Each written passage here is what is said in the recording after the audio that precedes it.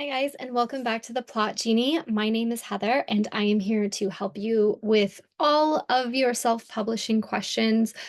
For this specific series that we're doing, it's about transitioning wide. So, if you are in KU and you are looking to go wide, these are videos in this playlist that are going to help you do that effectively, successfully, everything that you want.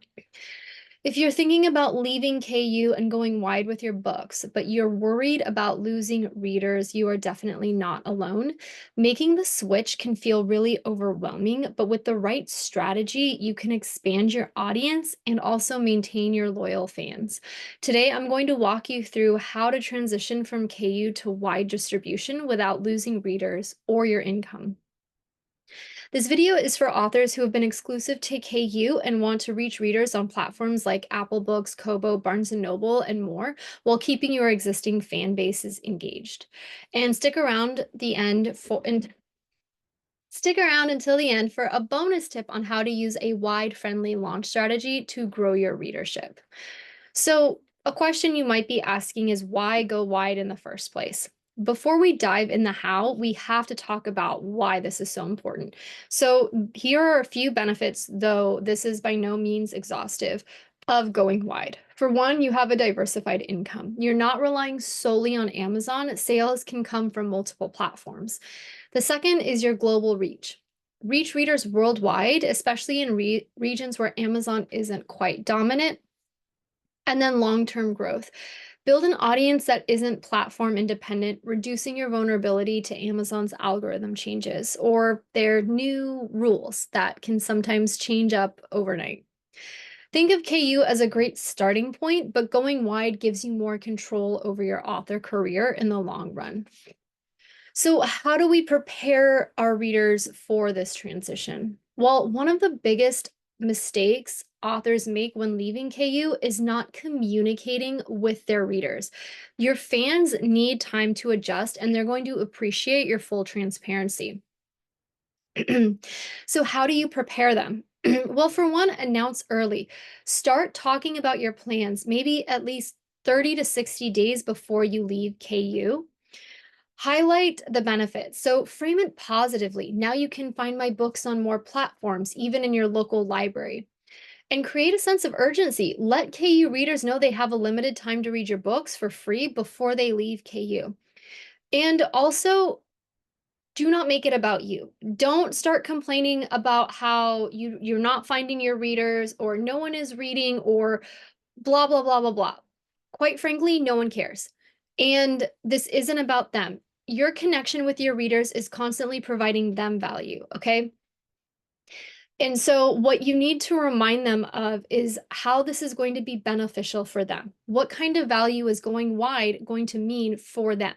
So, that's what you need to keep in mind. If you're saying, this is a business decision, they don't care about that. That has no relevance to them.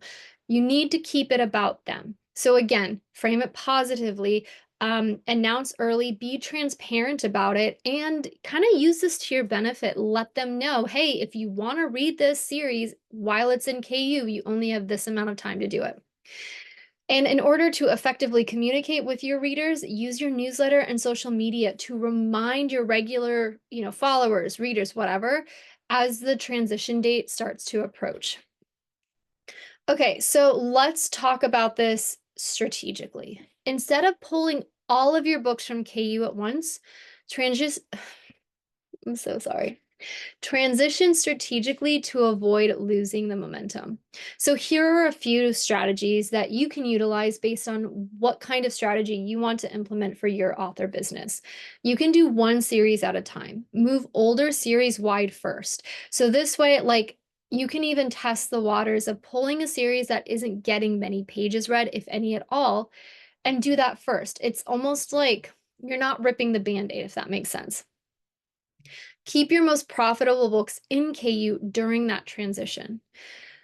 Number two, use the 90-day KU period. Time your exit right after your KU exclusivity period to avoid penalties. However, if you reach out to Amazon, so let's say, like me, right? If I wanted to take all of my dark hockey romance that series out of KU, it's going to come at different times because I've launched the books at different times.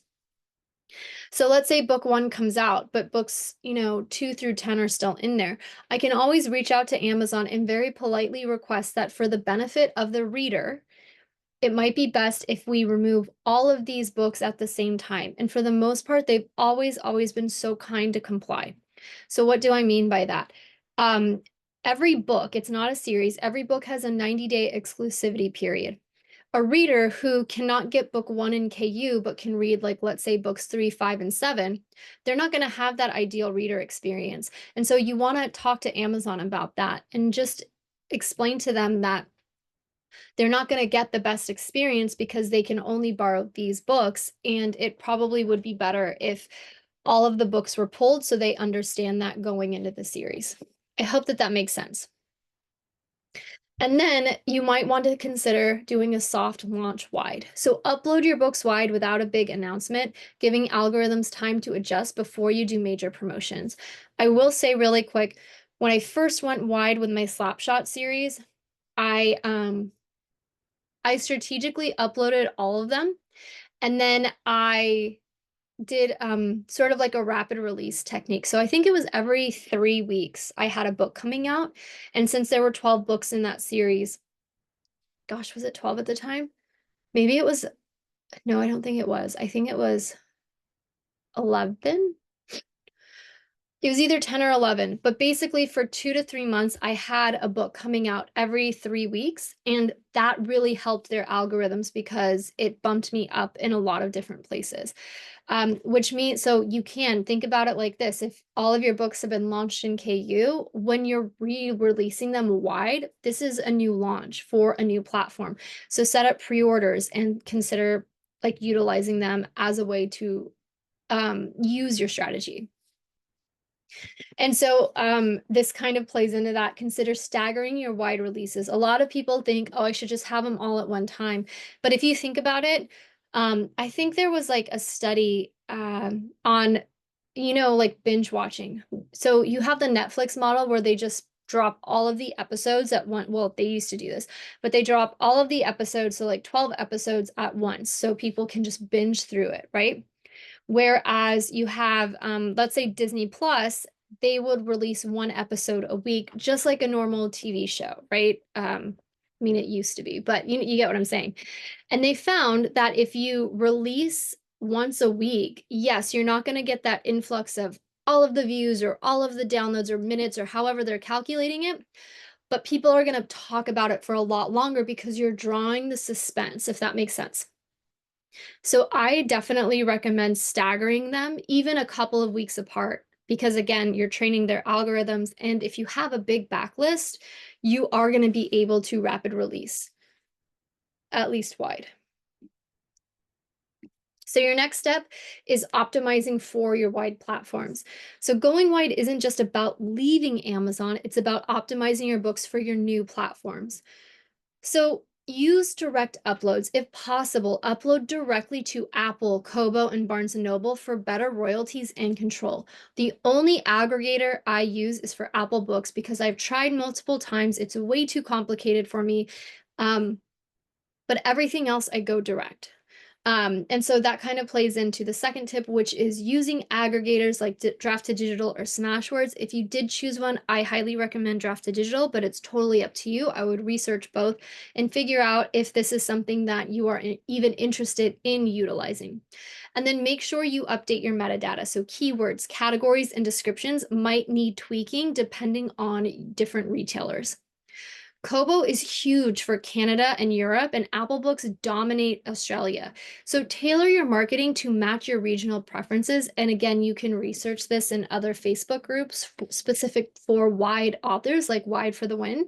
And you can also do your own research. So to keep your readers engaged, offer incentives during this transition. So you can do exclusive bonuses, chapters, short stories, deleted scenes for readers who want to purchase on a wide platform. You can do discounted promotions, like run limited time discounts to attract new readers on platforms like Kobo and Apple, but just be aware, if you have your book, let's say priced at 99 cents on Kobo, and you have that same book on Amazon, there's a chance that Amazon could price match it, even if you don't let Amazon know. So just kind of keep that in mind. And then don't forget to shout out the libraries. Remind readers that they can request your books at their local libraries, which is a great perk for going wide. And a pro tip is definitely set up a universal book link with tools like Books to Read, making it easy for your readers to find you on their preferred platform. So, after going wide, you have to keep track of your sales and adjust your strategy as needed. This is a testing phase, right? This is what I tell clients who are really unsure if they want to stay in KU, if they want to go wide, or if they're wide and they want to go in KU. You really, let's say you're transitioning from wide to KU, you're giving it 90 days. That's 3 months.